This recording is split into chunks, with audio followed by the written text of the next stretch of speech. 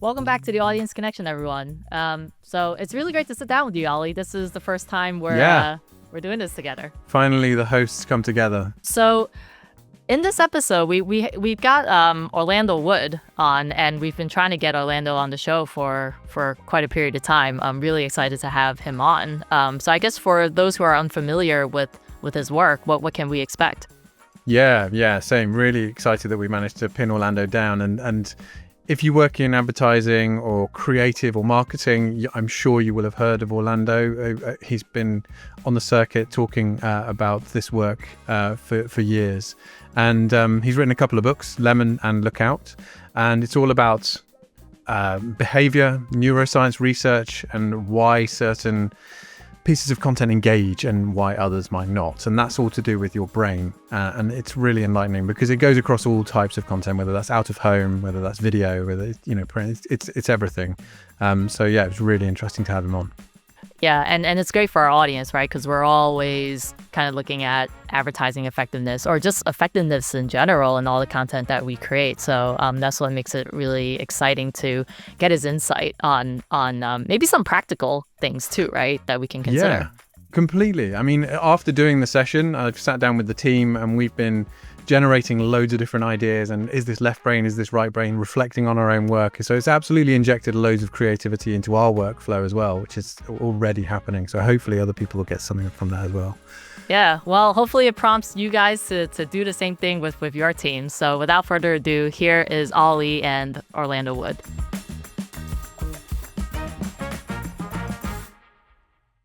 Well, Orlando, welcome to the Audience Connection.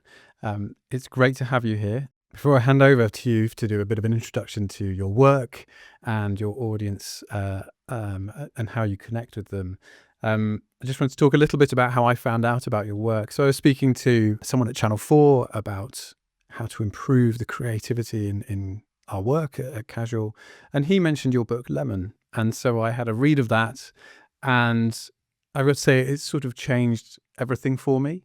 And now whenever I'm walking along, seeing print ads or out of home or any really creative content, I'm constantly assessing whether it's left or right brain. It's fascinating. So it's completely changed how I see things. Well, I'm sorry about that. Yeah, you should really be. But I'm fascinated to dive into this and unpack it with you. So please, if you could give us a brief introduction to your work and who you're speaking to every day. Well, first of all, lovely to be here. Thank you for inviting me on. I'm, I guess, a researcher on advertising, what makes advertising work. So my audience is anyone in marketing or who touches marketing. So the C-suite, also advertising agencies, media owners, anyone interested in improving the effectiveness of their advertising. And that's really what I'm about. I've written a couple of books for the Institute of Practitioners in Advertising called Lemon, the one you mentioned, and Look Out more recently. And I've also launched a course on creative effectiveness with Sir John Hegarty called Advertising Principles Explained, or APE for short. And my company, the company I work for, is called System1, and I'm a Chief Innovation Officer there, and I have really shaped the tools that they use to measure advertising and to measure its likely effectiveness, and have created some tools that help advertisers to get towards better, more engaging work that connects with audiences, more effective work. Yeah, that's something we've always thought about at Casual in terms of how do you measure the emotional engagement. Measuring the magic. How do you do it? Exactly. Yeah, it's like a dark art, right? So, and there's a star rating at System1. Can you talk us through a little bit around how you do actually measure the effectiveness of we do. Well, we show people advertising and we ask them, in large numbers, so quantitative numbers, how they feel about what they've seen and how they feel about it during the ad as well. And from these things and comparing these, results of many, many tests with effectiveness data in the real world, we've created a star rating, a bit like the stars on a Hollywood poster, sort of 5 stars being the best, that tells the advertiser very quickly and easily, how likely it is to engage the audience and how likely it is to drive growth. Because emotion is an extremely good predictor of salience because it sort of captures attention, helps to put things in memory. And then, it's also something that draws us towards the thing in question.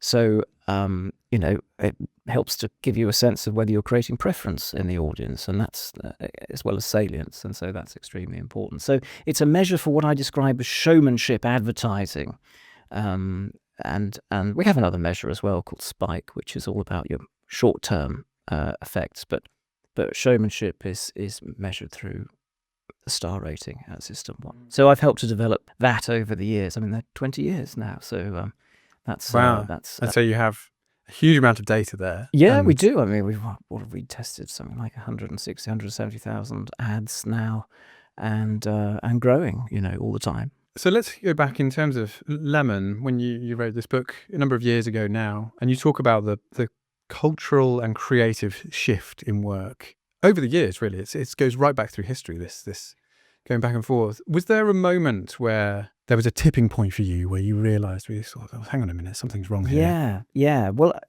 perhaps I should just start by explaining the basic premise of the Yes, book, that would be good. which is that, and it was written in 2019, and it was that advertising had changed quite markedly in style over the preceding sort of 15 years towards from advertising that had narrative and character, that was more showmanship-like, if you like, towards advertising that had become very direct and very close up, and lots of short, sharp cuts that felt very rhythmic, that had words on the screen telling you what to do, And that this shift in advertising style was impeding advertising's ability to create an emotional connection in the audience. And it was actually a shift towards this kind of salesmanship, towards this direct response kind of advertising that had come about really through changes in media, the ability to target people ever more narrowly, the ability to, I suppose, measure quickly the response, the immediate response that's given in engagement or clicks or click-through, to advertising. And, that this was the advertising tech world had sort of resulted in a change in advertising style. And that was damaging effectiveness. And it was helping to explain the fall in effectiveness that my IPA colleague Peter Field had observed, previously. And he wrote a book, The Crisis in Creative Effectiveness, that same year. So I was helping to explain, well, why is advertising less effective now? And it's less effective partly, and well, in no small part, down to that shift in advertising style. So how did I come across this? Well, a number of lucky coincidences, really, I suppose. The first being that I'd done some work actually with Peter in the years before, trying to understand what had happened to characters in advertising. And I came up with a term called the fluent device, which was my way of describing, well, a kind of character or a repeatedly used scenario, like should have gone to Specsavers, for instance, or a character like, I don't know, the meerkats, for comparethemarket.com. And what I showed using IPA effectiveness data and with Peter as well was that certainly that kind of character fluent device had been disappearing over the previous 10, 20 years.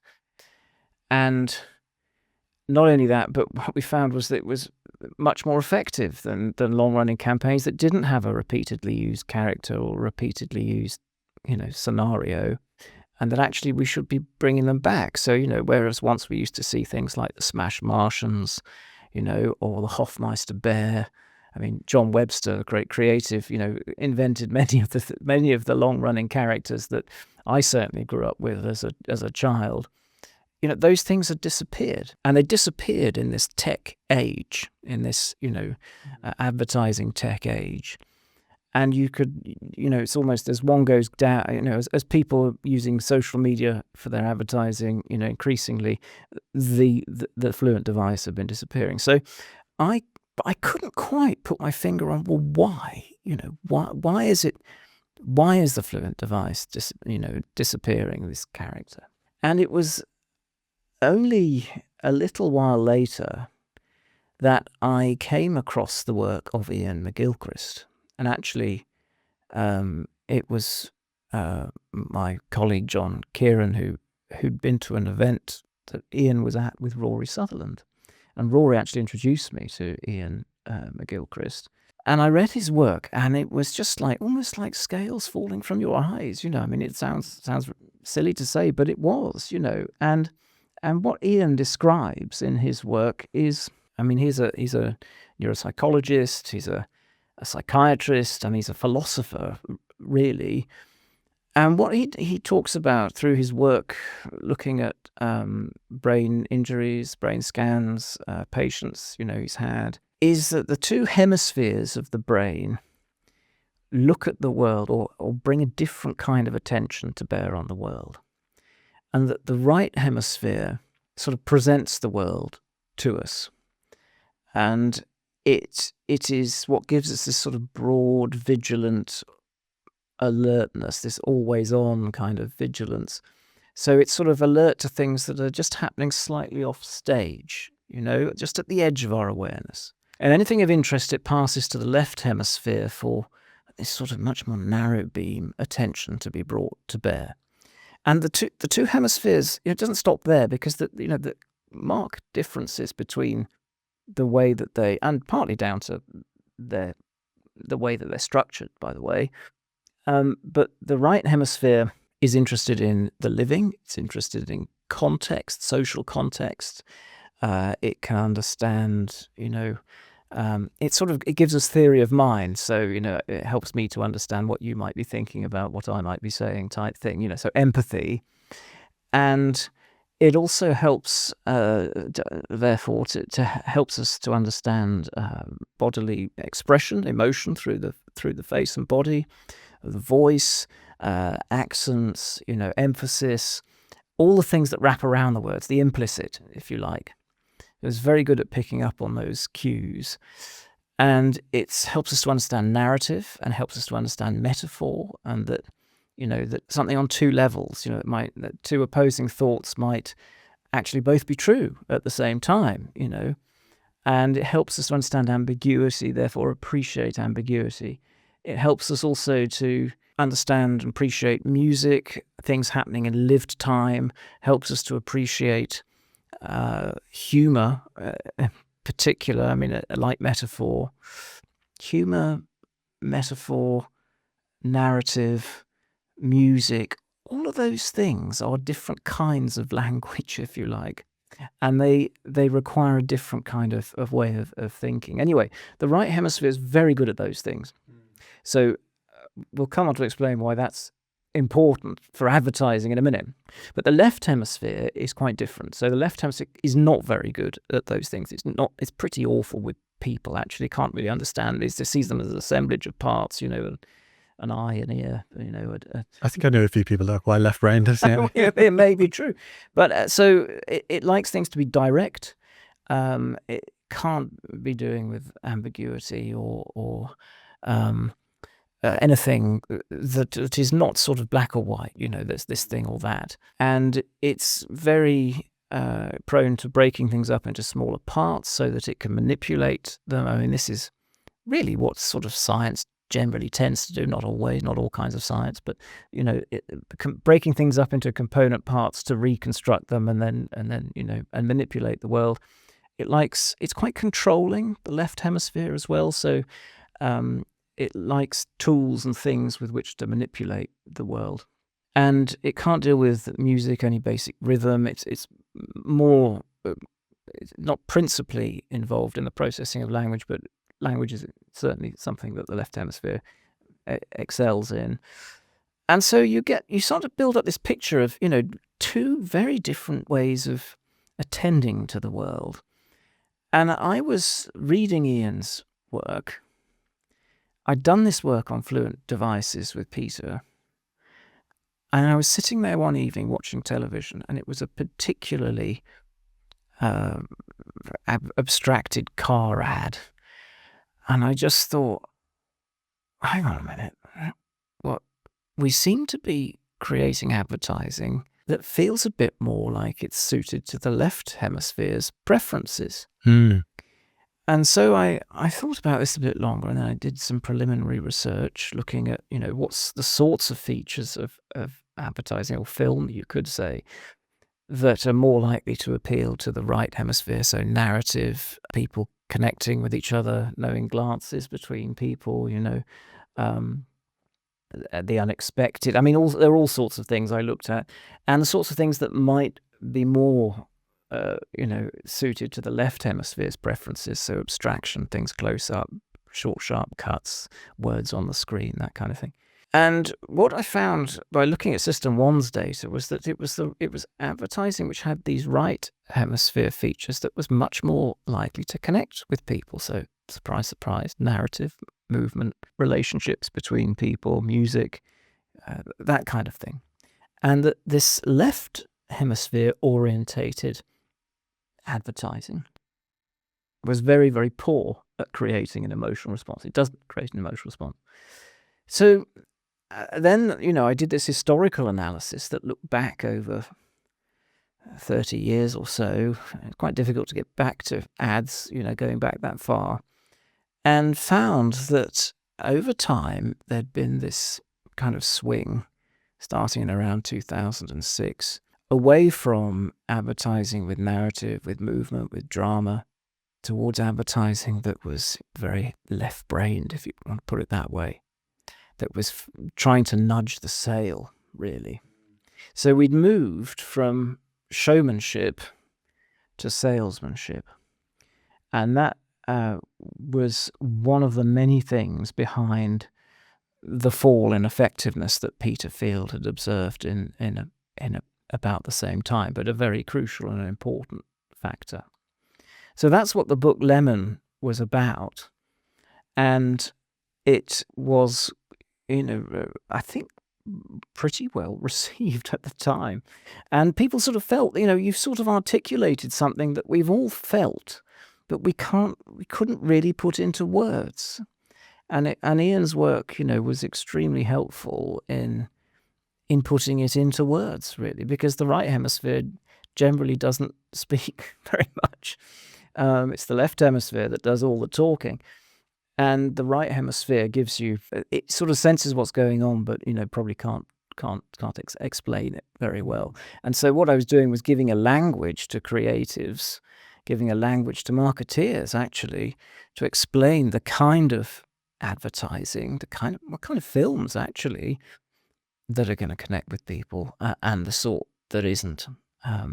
So that was Lemon. That was the start of it. And in Lemon, of course, I talk about different times in history where you can see these sort of swings between a kind of generally a culture that's accepting of the right hemisphere, and those times where you sort of see in art things going a little bit more towards the left hemisphere. And I delve into that a little bit more in Look Out, my next book. Yeah, and I think that's so interesting about the scientific side of the left hemisphere, and how when you've got something, a technological or industrial revolution going on, that seems to dominate, and then you get this more left brain swing that's going on at that time. Yeah, I think so, and that's what I really tried to tackle in Look Out, the next book I wrote, and that looked at attention in a bit more detail, and looked at the relationship between these two types of advertising and the kind of business effect that they end up creating.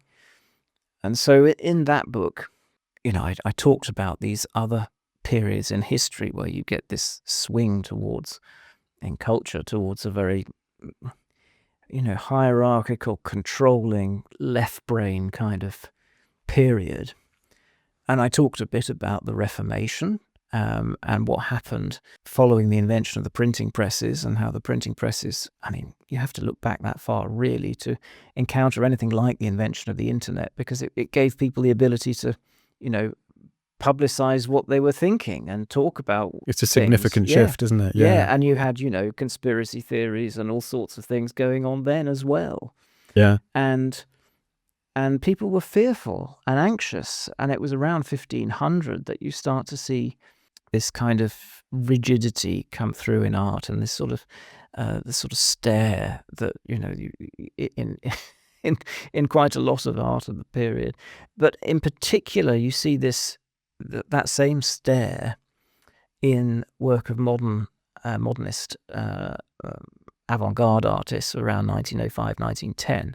That was a feature of modernism. It was this sort of blank stare, people in portraits of people just staring. And that, of course, followed another period of enormous upheaval, technological change, invention of, I suppose, the X-ray, photography, film, the car, aeroplanes. All these things were happening at the time. And there was also, with increased manufacturing, more people working in factories, these sort of repetitive conditions. And you get this rise in schizophrenia at the time, actually, which has a lot in common with left hemisphere dominance.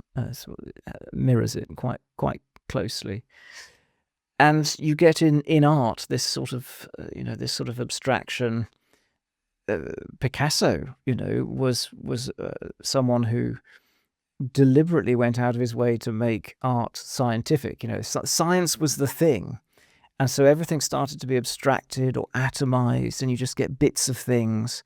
Very much like the way the left hemisphere would look at the world, actually. If you got the left hemisphere, and you can do this to sort of draw a person, it would just all be bits of eyes and legs and noses and sort of thing.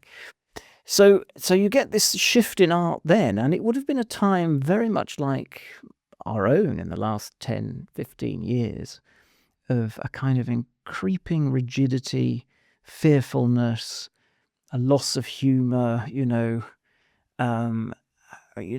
everyone a bit on edge.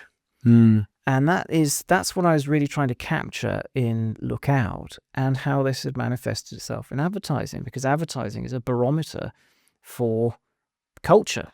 It leads, but it also echoes and what's going on in the world. One of the things I talked about in that book was the stare, and how you could see it a lot in advertising, and how it's sort of a controlling, coercive kind of, it's like when it's either you're fixing your prey. The left hemisphere is all about grasping, and with the right hand, and it's sort of fixing your prey, but it's also, a look of helplessness from the prey up to the predator, and so there's this sort of stare that's very, very disconcerting in advertising. People look away from it. So I was trying to show that was yet another feature that pushed people away. But what I really did in that book was show how showmanship, narrative, humor, character, emotional expression, all those things drove broad and lasting effects, and that this salesmanship, which was very close up, words on the screen, a bit more direct, was actually driving a different kind of direct response effect, not as lasting, more of a one-trick pony, really. Whereas, the showmanship is solidifying all the business fundamentals as well as driving growth and sales. And we were moving towards this salesmanship in everything that we were doing. And that is dangerous for businesses, because they soon run out of runway and things don't seem to work anymore, and you've got to keep leaning on the showmanship. You've got to keep pushing the showmanship, because the showmanship actually also helps the salesmanship. Because you do still need both, right? You can't just completely move away from the salesmanship. You need both. You need both. But it's lent too far. But it's gone too far towards the salesmanship. And, we've got to kind of, first of all, we've got to refine the art. We've got to refine the show. And we've got to, create work that people actually want to watch. They actually quite enjoy watching.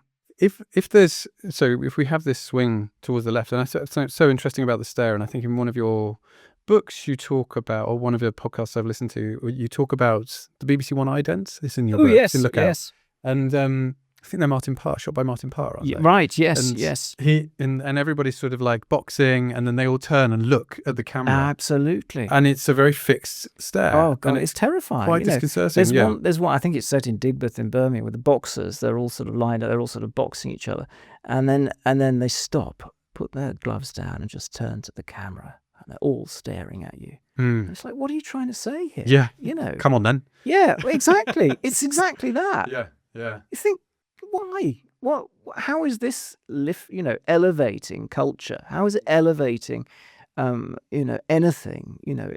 It's quite aggressive. Mm-hmm. But it's something that we just sort of, for some reason, we've slipped into. I don't think anyone's asking, well, why are we doing that? When you've seen these, obviously there's periods of left brain dominance, and then there's a more right brain accepting culture. What's the swing that brings it back towards the right? Well, what other than war? Gradually. Well, that's the solution then. Maybe. I don't know. I think there's gradually. Sometimes it does, unfortunately, end in revolution or conflict or something. But I think really people ultimately get bored. They get bored of it. They had enough of it. And there is somehow humanity comes back, it swings back because people rather enjoy it. They enjoy the narrative, they enjoy and connect with it better. I mean, look back at history. The Reformation finally came to an end probably 180 years after it all started. I mean, it will happen more quickly for us because of communications being better and more immediate. But that took quite a while, and eventually, so a sort of new pragmatism sort of came through, particularly in the Low Countries. Commerce, and you get a really sort of something else starts to express itself. And in the Baroque era, it's quite interesting. I talk a bit about it in my books. Architecture, became all about. It was sort of human proportions, flourishes, beauty, frankly, and not symmetry, but a slight asymmetry, because symmetry is Ian argues is a thing of the left hemisphere, but asymmetry sort of incorporates symmetry, but gives you something else as well, and that's more interesting to the human eye. In fact, a recent study I was looking at, I think it was Sussex University, they showed babies some brutalist architecture, pictures of it, and pictures of Baroque architecture. And they looked at the Baroque architecture, like 4-week-old babies or something. And they're very, very, really young. And they looked at they were looking for, like 10 times longer at the Baroque architecture. How interesting. Yeah. With its human forms. And the art of the time as well was all about the human body. It was about movement, expression, humor as well. And that period, I mean, that was a popular art. It was an art that people connected with. And actually, the Catholic Church sort of sponsored it because it was a way of communicating, the stories of the church in visual form, in a resting visual form. And note how the Reformation and Protestantism was all about the word. So very different. And actually those two things you can see through the history of advertising too. You can see it in, the original posters of the 1880s, 1890s, where colour came in printing methods. And it was all about the show. It was Montmartre, Paris, everything was happening then. Toulouse-Lautrec and others, Chéret. About 10, 15, 20 years later, go to North America, you find the original salesmanship in print sort of thinkers, Claude Hopkins, Albert Lasker. They're all about the word, repetition. Yeah, exactly. And how, nobody patronizes a clown, and it's all about, giving people a reason why they should buy. And that was sort of became salesmanship, advertising, direct response, what we might call performance today. And then, this showmanship, which predated it, it was doing actually a different job, because the showmanship is there to capture your attention, lodge through emotion, a memory, and make your brand salient and preferred, in the future. And it works on people who are in the buying window now, but also works for people in the future as well. So, it helps you to grow over long periods, immediately and over long periods. Whereas salesmanship really is only speaking to those in the buying window. That's the 5% of people who are ready to buy right now. And so it's much more targeted. It has to be more targeted for it to work. You're already speaking to the half interested. And we've seen that swing, because they looked at the original salesmanship people who looked at returns from coupons in magazine advertising. So it was the original kind of split test, really, and which one is going to drive the greater direct response. Whereas showmanship was there to capture people in the street, and everyone. And so, but you've had that, I think you've got that same thing happening in the last 20, 30 years with us, as we've moved from a period of showmanship following the creative revolution in the 60s, 70s, 80s, 90s, towards, in this digital world, this ability to target the half interested, give them a reason why they should buy and nudge the sale. And that's that pattern, we see it again and again. It's this swing, partly down to the media changes, the media improvements, inverted commas, as they happen. And you can just feel it in yourself as well, can't you? Like when you think back to personally, when I think back to those ads in the 90s, or there's a Weetabix one where they're the Black Beauty one, and it's running through and then takes off same time next week, but that just still resonates with me, and I can't really think of any ads. No, playful, interesting. There are obviously some exceptions there, but thinking about B2B specifically, I think often there's the B2C environment where it's like, you do have that advertising creative that's going out, and often it's the counter argument to doing that type of work in B2B as well. Well, you need to explain what we're doing here. It's there's maybe it's in tech, and you need to explain the product. What would you say to those brands that have drifted into more of a left brain, but it's B2B, and they just think this is what we need to do, explain everything? Because that's a problem I think we often come up against. That's right. Well, the same principles apply in B2B as they do in B2C. First thing to say, but in B2B, you also need to think about the 95% of people who aren't in your buying window right now. And actually, you've probably got some quite long purchase cycles in B2B, depending on the category, the sector. So you need to be talking to people who aren't immediately ready to buy from you now, but who might be ready to buy from you in 2 or 3 years' time. Because if you're at the top of the list automatically at that point, then you're in a very strong position. You're most likely going to be, they're going to come to you. So you've got to think ahead a little bit. And one of the hallmarks of salesmanship, I suppose, or this sort of left brain kind of advertising, is that it tends to be seeking to demonstrate superiority in some way, whereas showmanship, its main goal, other than to create mental availability, salience, is to create preference. And I think that's a very different way of thinking about what's needed. And by the way, in creating preference, it also does the superiority job in a sort of more oblique way at the same time. So what happens in B2B is there is this automatic sort of feeling that you're not going to get fired for creating salesmanship advertising or performance advertising in B2B, because you're basically it's from the company's pushing out why its product is good and why you should buy it, giving you the reason why you should buy. Yeah. But everyone internally thinks, well, of course this is marvelous, and yes, our product is better than anyone else's, and of course that's right.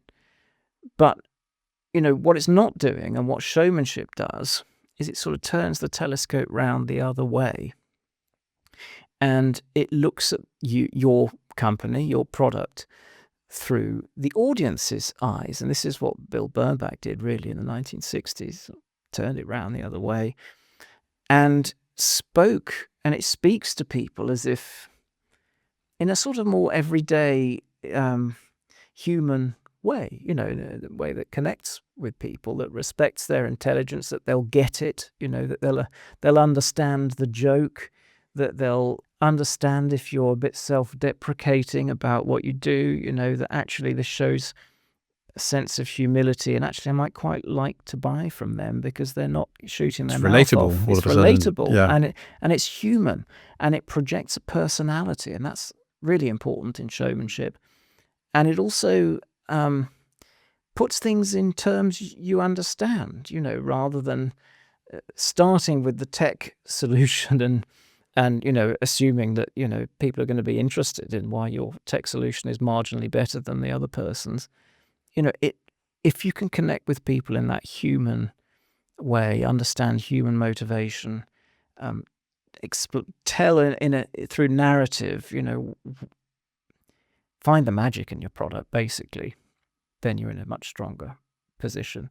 And the other way, so that is important. B2B, this can be done through advertising, but it can also be done through other things, through thought leadership, through interesting, through podcasting can be done. It can be done through writing books. It can be done through creating partnerships with people, which comes from some of that thought leadership.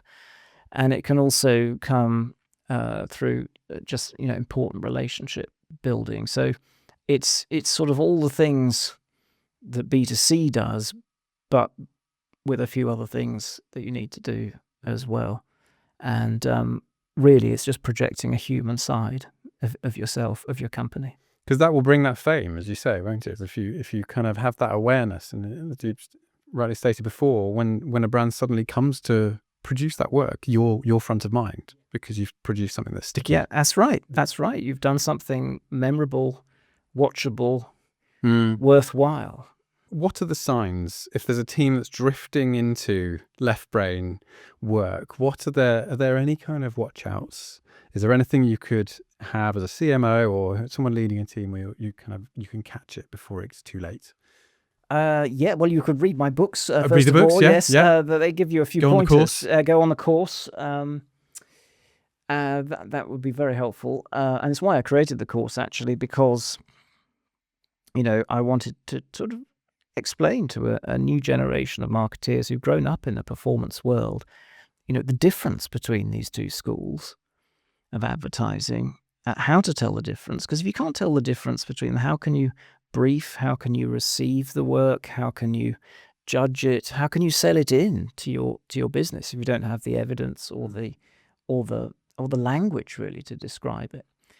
But no, apart from my published works and indeed my course, I think you can sort of tell in the way that you might have had a character before, but suddenly your character has disappeared, or you're not using it anymore.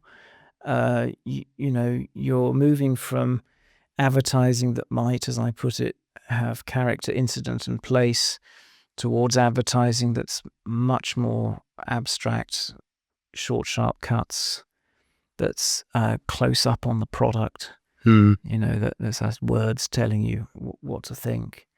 And one of the great things about showmanship, important things about showmanship, is you've got to give the audience something to do. So they've got to sort of draw out. Leave space for the mouse. Space. That's a good. So if when baiting the trap with cheese, always leave room for the mouse. That's it, very yeah. creative, Howard Gossage once put it. And so that's because then if they're joining the dots, then they're going to remember it better, and it's going to work on them better. But a lot of salesmanship advertising is just about tell you what you need to know, and why we're better type thing. But showmanship is more charming, is more delicate than that in a way, and so much more powerful because of it. Because you're encouraging the audience to come in and you're rewarding them by getting them to do some of the work, and then they get it and they might smile or they might laugh, and it's sort of that's clever, and I've got Completely. it. And you can see it registering on someone's face when they're talking about it. I was talking to my wife about ads that she's liked from when she was a child. Oh, and, really? and like, again, it's really buoyant conversation, and it's sparky, and it's like you can see people smiling when Their they're, faces light up, Yeah, their eyes light completely. up. Yeah. yeah. So in terms of that's great about the creative side of it, but in terms of the business risk or benefit to this, you've measured the gain you could have by doing more of this type of content, right? People be embracing Yes. vibrate more, extra share of voice, for example. Can you talk a little bit around that? Yes. So one of the principles of, I suppose, about media investment is this notion of extra share of voice. That if you're spending in line with your size, your share of market will remain steady. But if you spend more than your share of market, so above your size, if you like, you're more likely to grow. And the work that I've done with Peter Field, and that we've subsequently repeated many times across many categories at System1, shows that if you've got more emotionally engaging work, then the amount by which you can expect to grow with that extra share of voice, is far greater with that highly emotional work. And so it's a way of amplifying your media spend if you've got highly engaging emotional work, because emotion helps to orientate our attention, but it also helps to put things in memory, and that's pretty important in communication. And it brings about, emotion is a psychological change in the viewer. We are creating a psychological change and shifting the way that people might think or feel about you at the same time. So emotion is extremely important. In fact, we recently did some work, my colleague John Evans with Adam Morgan did something called The Cost of Dull. And they looked at, just how expensive doing dull advertising is. And, I think the figures in the UK were, about a billion pounds worth, I think it was 10 billion in the US or thereabouts, of advertising, on TV is dull.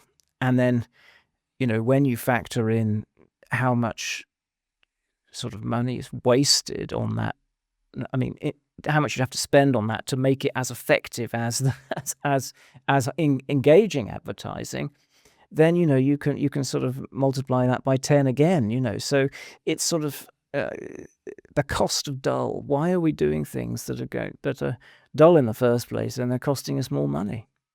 Yeah. People talk about the risks associated with showmanship. Well, the risk is actually associated with not doing the showmanship, really. Okay, so I can imagine some of our listeners being like, well, this is above the line, this is advertising, there's the big budgets are there, you can do all the testing, you can create these really creative ideas. If we think about that from a sort of corporate comms angle, people that are doing or recruitment and their L&D or those types of areas, their budgets are going to be smaller, but there's still a case for doing this type of work, right? There It is, still applies. absolutely, yeah. Really, it's a way of, it's how you approach things, isn't it? It's going back to those modes of attention. Are we in the grasping mode, which is the left hemisphere, stalking people to try to get, a sale? Which is the temptation, isn't it? That is the temptation. It's just like, I've got to get this sorted. I use the sorted. word stalking. John Hegarty talks about, we become an industry of stalkers. As far as I know, that's illegal. But that's kind of how we've set up, the things. Or are we there to perform and charm and beguile and bring people towards us? And it is so much more powerful. And it's what kind of attention do you want to bring to bear on things?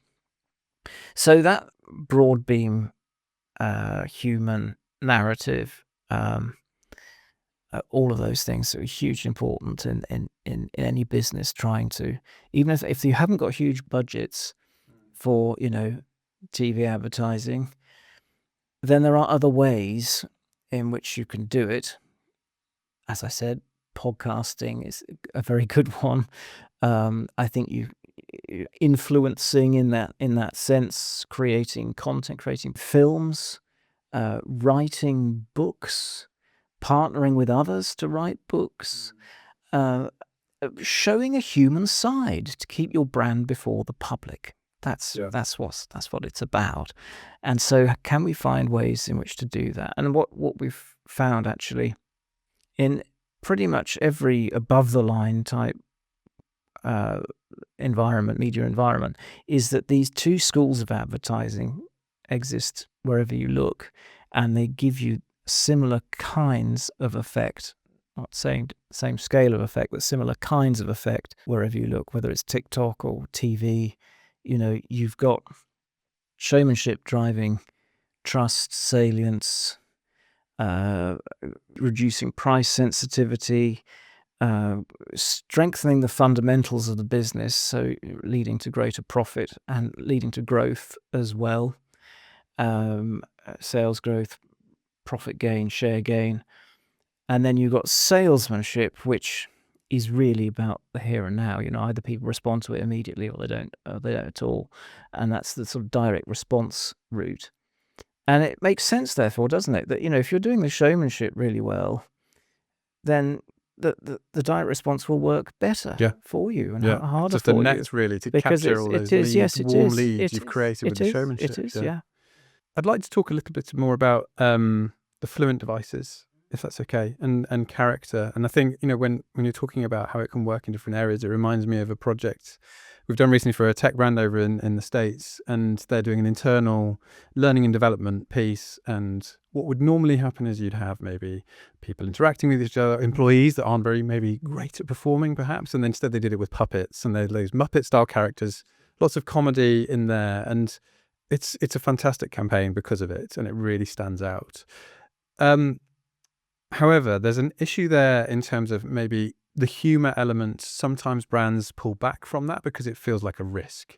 So let's talk a bit about humor and how we can convince senior stakeholders, C-suite, to go with these, what would see in their minds to be more risky routes, right? And sometimes it's really hard to get past that level of approval. Absolutely, yeah. So what would you say, let's come on to the humor in a bit, but I guess in terms of how would you convince the C-suite or someone to produce more right-brained work? Yeah. Okay. Well, I think there's quite a lot of evidence to show it. We've been collecting it over the last 20 years, I would say. My work, Bennett and Field's work, many others.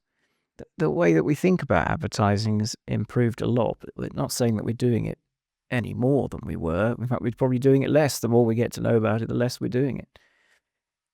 But I think you're right. It is quite difficult to bring people with you, and they've got to sort of feel it somehow. And so, that's one of the reasons I created my course. But I think there's sufficient evidence and people now to show that it really is important. It really does work.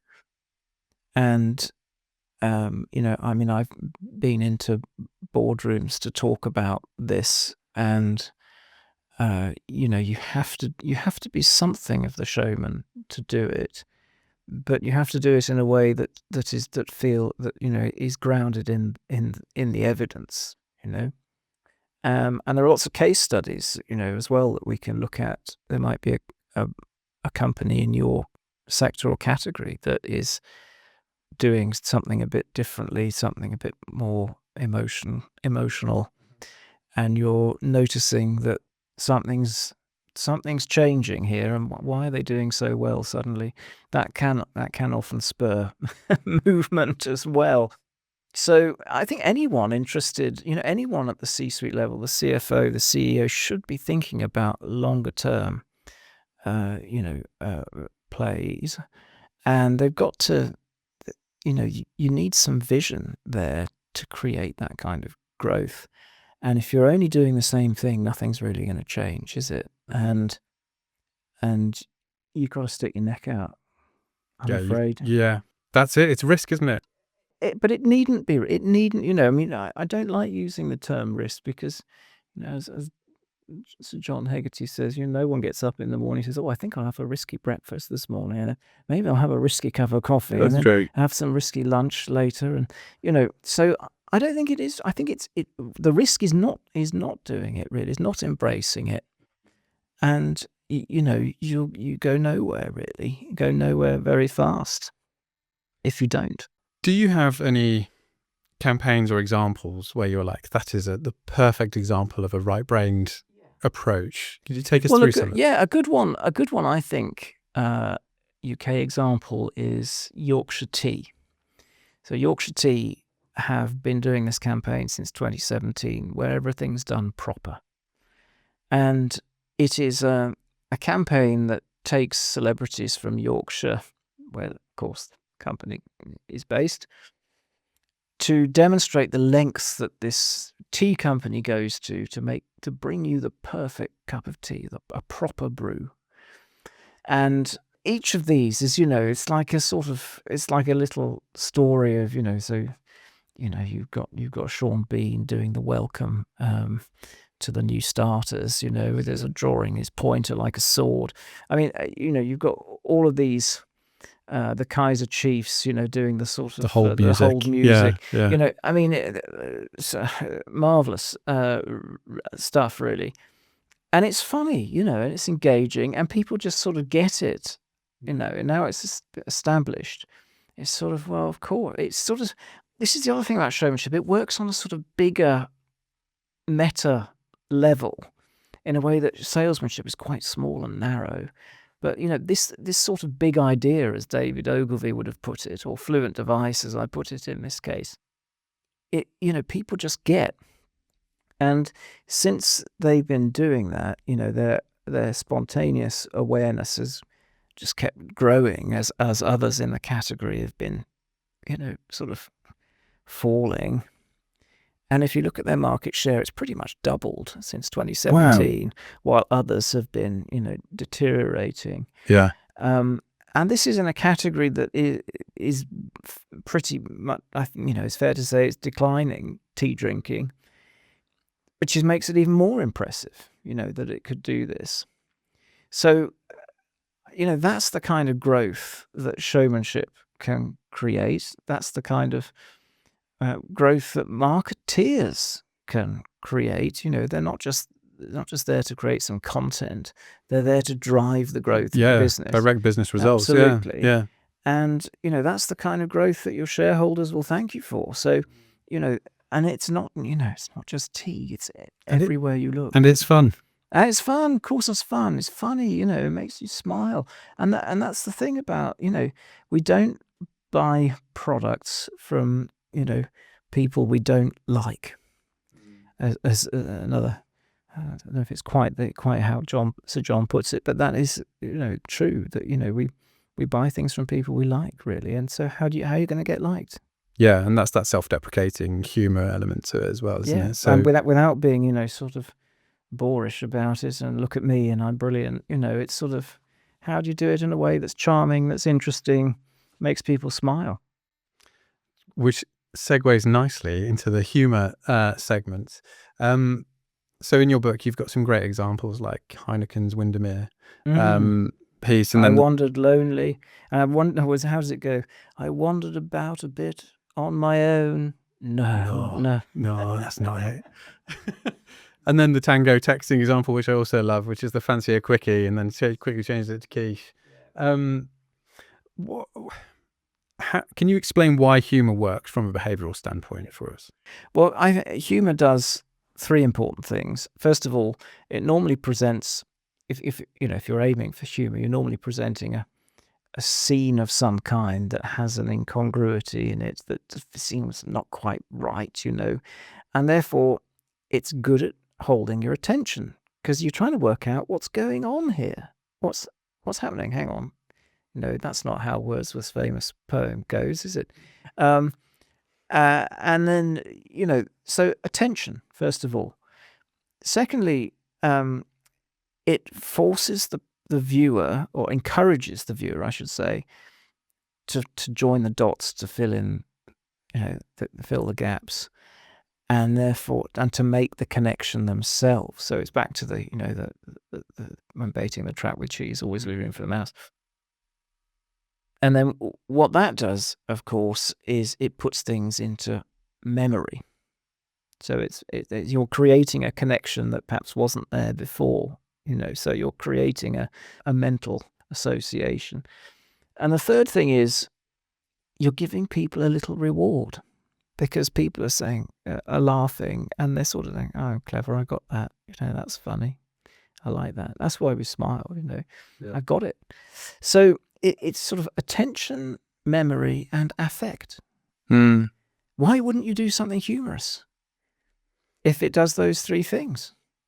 I mean, it's surely that's got to be helpful. And all the data suggests that I've looked at the IPA's effectiveness database, and the relationship between humor and emotional response that we've done at System1, that humorous advertising drives, growth, business effects in a way that non-humorous doesn't. There's a wonderful quote.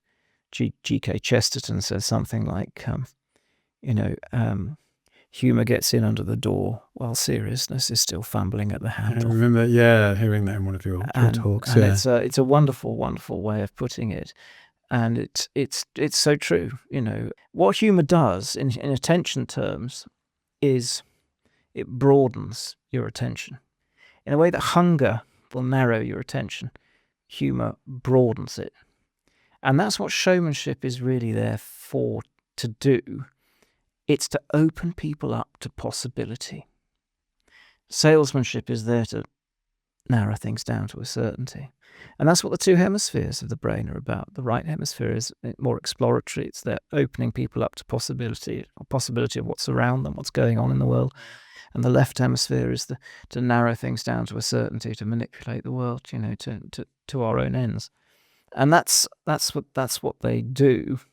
And humor, therefore, it draws people in, and it opens people up to the notion of you. Yeah. So I wanted to address the AI. Obviously, I can't go through a podcast without talking about AI. But I think there was the part of your course I was watching at one point where you've got a clip from Bill Bernbach doing an open letter to his boss around Yes, the technical and this obsession with, and in the modern day terms, obsession with clicks and measurement and the scientific approach with advertising, and how persuasion is more of an art, and we need to focus. That's on right. that, That's what he said. We're going into a new age with AI, and we're in it right now. Do you think that Ian McGilchrist also said that AI could, if we're not careful, I mean, I'd be paraphrasing a bit here, but it could be the worst version of humanity if we're not careful. Would you say that's the same? Do you have the same fears for creative content and advertising, or are you slightly more optimistic? I can see, I mean, really, again, it depends on our motives and the way that the two modes of attention. Again, do we want to use it to control and manipulate and seek people out and grasp, or do we want to use it as a sort of exploratory, collaborative, creative partner? And the more right-brain way of thinking about it. And I think that probably the big tech companies will automatically go towards the agentic AI, where it's like salesmanship on steroids, really. You sort of create a path for people to go down. Well, if you like that, then try this, and then maybe you should go there, and then book here. Let me book that for you. Okay, it's booked, it's done. So there is a sort of pathway that will be created to do that. And that might be fine, probably quite useful in many cases if you don't want to spend forever, researching your next purchase or holiday or whatever it is. But that is the way I think that advertising, big tech, will probably go. But, there's also, you could, of course, creatives, if you're thinking about how to create showmanship advertising, will be using and are using it too, and you can use it in different ways. You can use more than just a tool. I think it is a sort of collaborator. So you can feed it something and it will probably tell you what it thinks, or have you thought of this? So it is a sort of two-way. It's a two-way thing. You can bounce you ideas bounce off it, ideas yeah. off it. You can sort of tell it. You can work out also what the obvious thing might be if it sort of feeds something back to you, or gives you options and you rule things out. I think there are ways. What it really helps you to do, I think, cutting to the chase, is prototype quite rapidly an idea. It can probably help you to get to something that looks a bit like the finished thing quite quickly without all the associated production costs. So you can start to present something that is almost, that looks like it is relatable, should put it that way. And that might help showmanship. So I'm a slight challenge to that, though, because in your book, don't you say that like the mood film has actually made us drift towards more left brain? I think that's right. Isn't that a I think risk that's right. though? With it this? depends how you where you're going with it. Yeah. If you're creating a mood film, then yes, Yes, you will. You'll end up we'll just go with that. But if you're actually creating something that has, as I put it, character, incident, and place, and movement, and drama, and something happening, which I think you can do to a certain extent, then it allows you to play with possibility, and that's really what I think that's what creativity is about, really, isn't it? It's bringing into being a new whole. It's playing with possibility, and that so it could be helpful. Certainly when we did some work recently with ITV.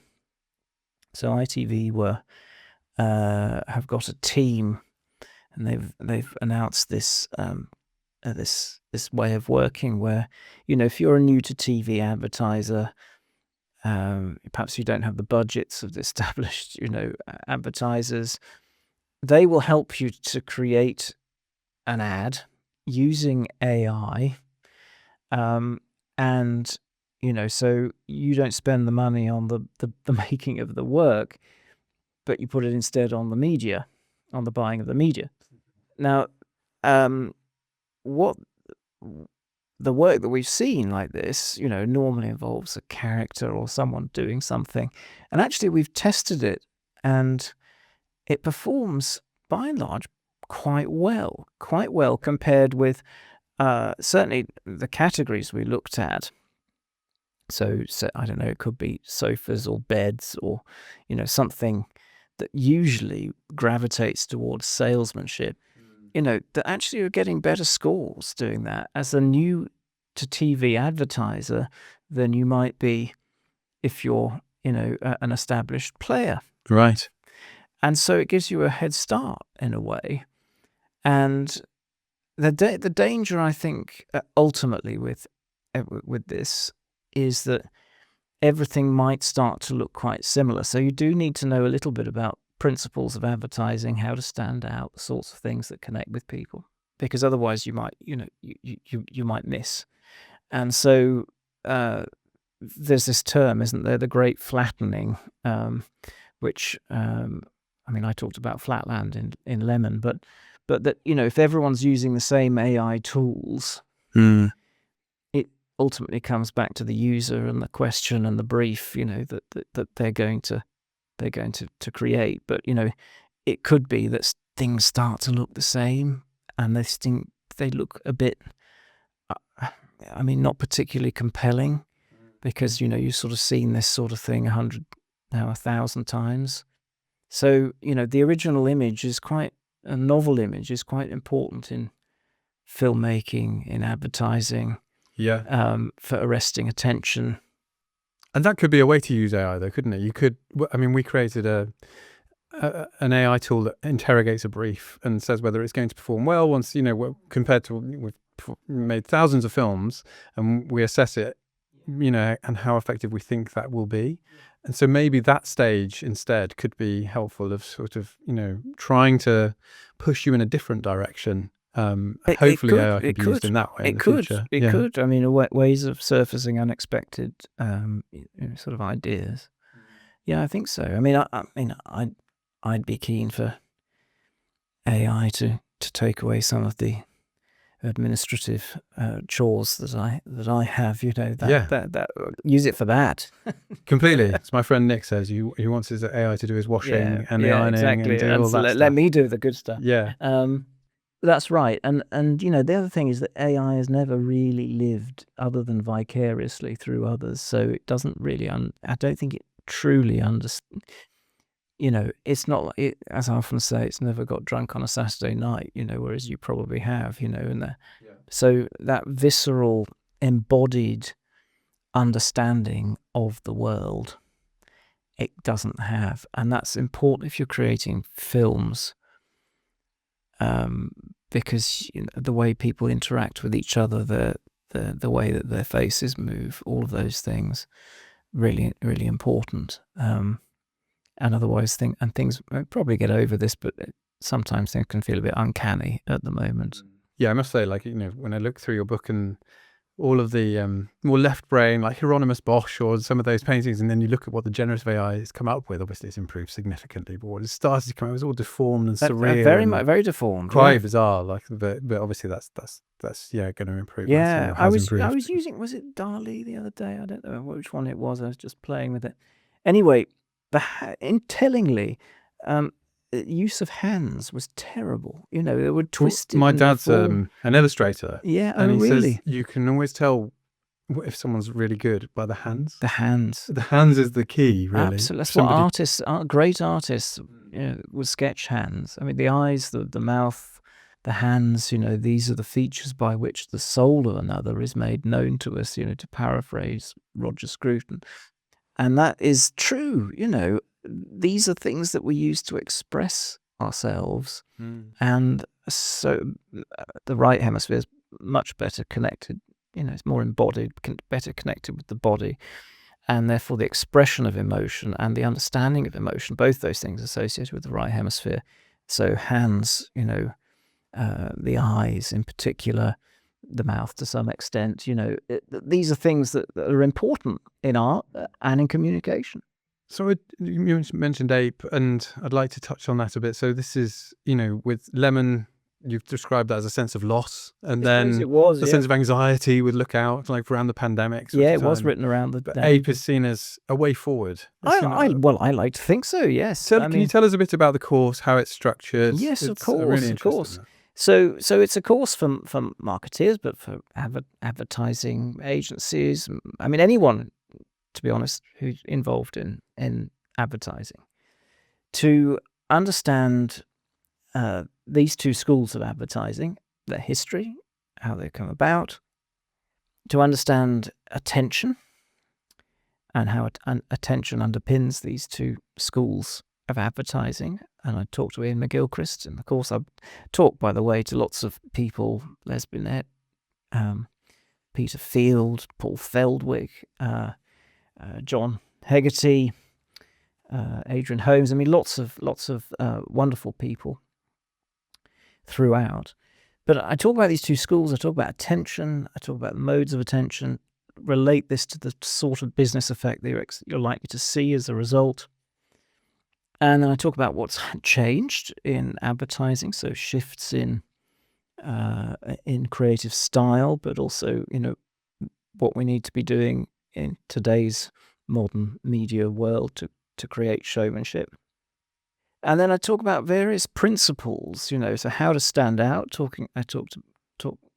Thanks to DDB, I have some great footage of Bill Bernbach talking about what he believed was important. So I draw out various principles from his writing and his speeches to talk about how you stand out. I talk about one of the things he said was only art makes you feel, only feeling makes you act. So I spent a whole class on the importance of art and what we can learn from art in expressing emotion through the body, creating a psychological transformation in the viewer. Moto e azione, as the Baroque artists might have referred to it as. I'll come back to that perhaps in a minute. And then talk about the fluent device, so repeatedly used characters. So we talk about how people have created characters in the past, the importance of character, the importance of repeatedly used scenarios, so consistency and novelty all in one sort of thing. And I talk about humour as well, and how to use humour, just sort of 5 ways of thinking about humour to structure your campaign idea that, needn't be risky. We've got this idea that humour is terrifying, but, you think about exaggeration, inversion, these sorts of things. What's dangerous about that? So ways of thinking about humour and using it to your advantage. And then I talk a bit about, finally, the creative process and how to set yourself up for success. The idea is not to avoid failure at all costs, but to give triumph a chance, as Hugh Weldon once put it. So what do we have to do? How do you get the best out of your agency?